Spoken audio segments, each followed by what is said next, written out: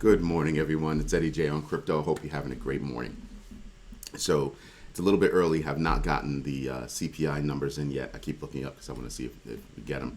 But we're not really expected to get them, I think, until 8:30. So that's not going to happen. Starbuck Odyssey. Now, that's pretty cool. Starbuck Odyssey is a new loyalty program, and I'm kind of hyped about it because they're trying to do different things over there. But I'm really hyped about it for two reasons. One, it's on Polygon. Two, it brings crazy utility or demonstrates crazy utility for NFTs because it's an NFT kind of loyalty program. So I'm interested in seeing that. The SEC Enforcement Director, I'm looking here so I can get his name right. I think it's pronounced Gurbir Grewal. He sent a pretty ominous message to the U.S. Cryptoverse, saying that, we're not giving crypto a pass. There are going to be more actions. Do you see how this crap spews down from Gary Gensler? So you're going to take action, but you're not going to create transparent regulation or work to help that happen. That makes no sense to me. Let's stifle creativity. Let's stifle growth. Let's stifle, all of the advancements in technology. Let's stifle all of that so that somebody can go on a power trip. Like I said, and I'll keep saying it till it happens. Gary Gensler needs to be removed as commissioner, and so does his henchmen need to be removed from their positions, because that's an awful perspective. That literally says you're going after an industry for the sake of going after an industry instead of trying to help the industry create guardrails and set terms for operation. That makes no sense to me. But that's just me. You know what I mean? We're going to touch on this real quick. CME Group, just before the Ethereum merge, launches an Ethereum options plan program. Just saying. After all, they and don't think that this was an overnight thing. It's not. They had to jump through serious hoops, and they had to get over regulatory hurdles to make this happen. It just so happens that it clicks right at the merge. So good, bad, ominous, I don't know, but I actually think it's a good thing. I told you a while ago that Fidelity, had gotten into Bitcoin in a major fashion by offering it via its 401k vehicles, right? And mind you, they manage trillions of dollars. They're no BlackRock, but they're close, right? $5-6 trillion in assets under management. Well, now they want to become a Bitcoin exchange. Now I giggle because I keep telling people, look at these traditional financial institutions and look at how they move. BlackRock's making moves. JP Morgan is making moves. Now you have Fidelity making even more moves. And then I also think, well, what's the next step after Bitcoin? Well, they'll be looking at other coins, I'm sure. Bitcoin's not the only one. Dead serious. So pay attention. Things are moving. Things are seriously moving. I look at the Fidelity situation. I look at everything else, and I kind of sit there and I kind of go, well, we're expecting regulation and everything else. We're expecting things to happen. Nothing is going to happen in the crypto industry until there becomes a certain amount of participation from traditional financial institutions. Well, guess what? Here it is. So I think there's going to be pressure on the SEC to cut their shenanigans and get down to real work. I think what their issue is that they don't understand how the technology works and things like that, and they don't care about the industry. I think they just care about putting fires out. But what happens if fires are bringing warmth? Anyway, in other big news, everybody knows I'm not a Coinbase fan, just not. But in follow-up to news that happened a long time ago, where you had the brother of an ex-Coinbase manager as well as the manager get arrested for basically insider trading, making profit off of insider information. Well, the brother of the ex-manager has pled guilty. It pled guilty, and he pled guilty to making $1.5 million. He's saying that the two brothers made $1.5 million in profit. that gets you a wow. That gets you a nice wow.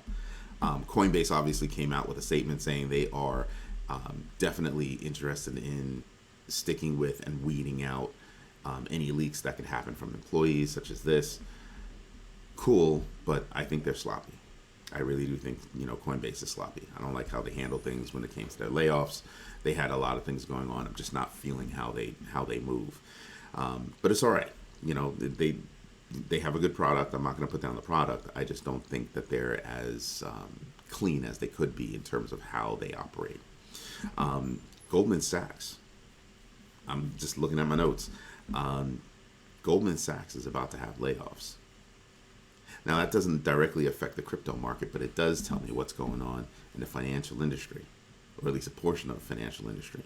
Goldman Sachs going through real layoffs is a big deal. Everybody knows Goldman culls the herd every year. Every year they cut the bottom X percentage of their team. This is different. These are actual layoffs. Okay? This is not culling the herd. These are actual layoffs. And it's because they see headwinds and they didn't get the deals that they thought they were going to get. I don't want you to sit back and think about that. There weren't a lot of deals to be made. I mean, look at the past couple of years. There were deals. So you look at the past year, you can sit there and you kind of go, they're girding for the future. They're getting ready. They really are getting ready. So I'm sitting back and I'm saying, well, that's obviously going to come out, and that's obviously going to come out and filter out to other companies. It was literally just reported today on CNBC. I literally just saw it about 15 minutes ago, and I was like, wow, that's a big deal. That's a very, very, very big deal. It's interesting. It's those kinds of funds that are going to go through it, not companies like JP Morgan. JP Morgan still, I told you yesterday, they're going on a crazy hiring spree for Web3 stuff.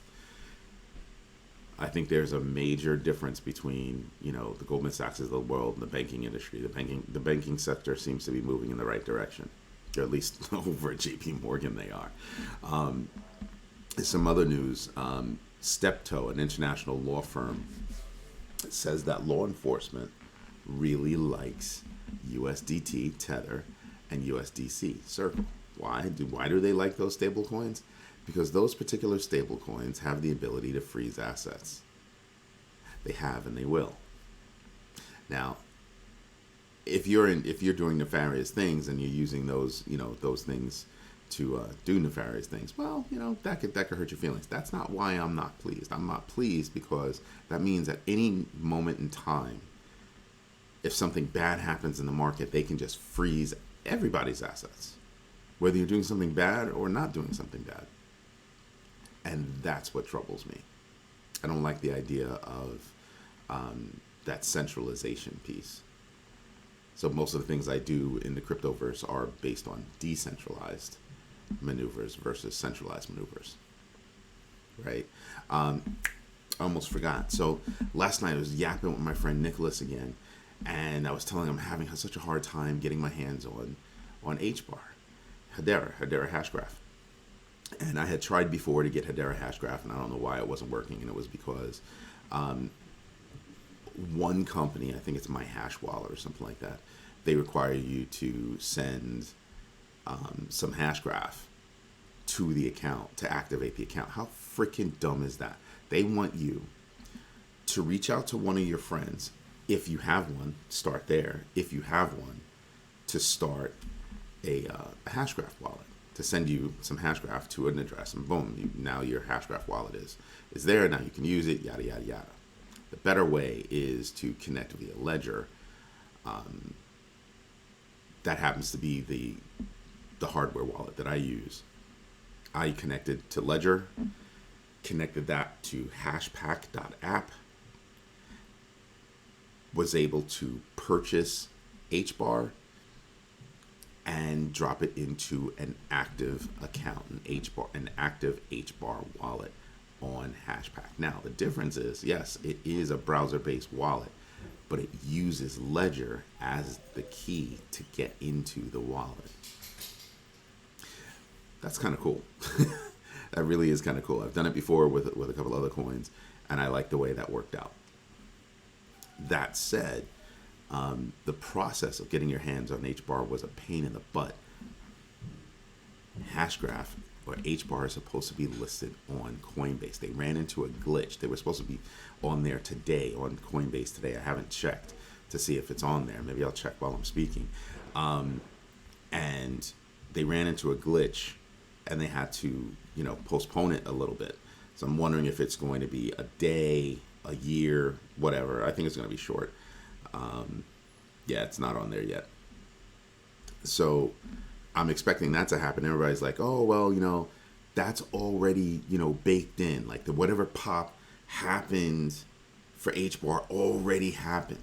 Well, HBAR is at about 7 cents, 6.8, 6.9, something like that. So it's there, right?